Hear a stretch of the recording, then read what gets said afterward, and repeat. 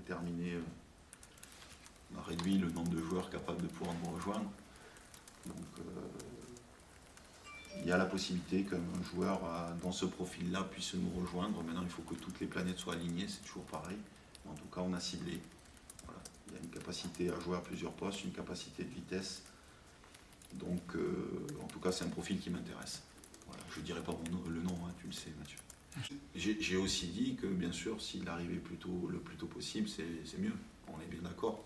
Maintenant, il faut que tout soit bien aligné. Voilà. Il y a les enjeux financiers, les éventuels départs, la capacité, la concurrence, hein, parce que ce joueur-là doit être sollicité aussi par d'autres clubs.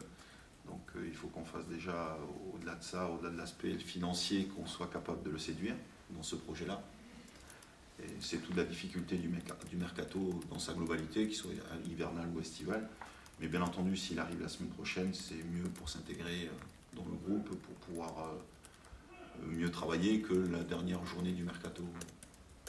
On va voir si j'ai un pouvoir de séduction. Je vais pouvoir mesurer ma capacité de séduction. Voilà, c'est la première fois que je vais être dans ce contexte-là. Voilà, à la formation, c'est beaucoup plus simple, on va dire.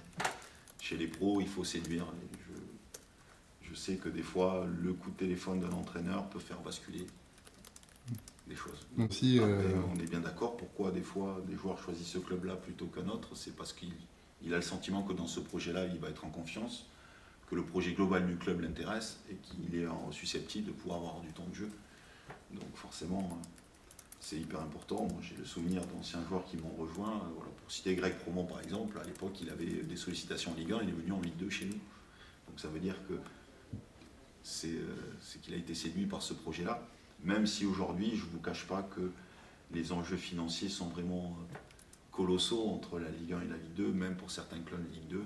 Enfin, les différences financières sont énormes et donc forcément, on doit lutter sur autre chose.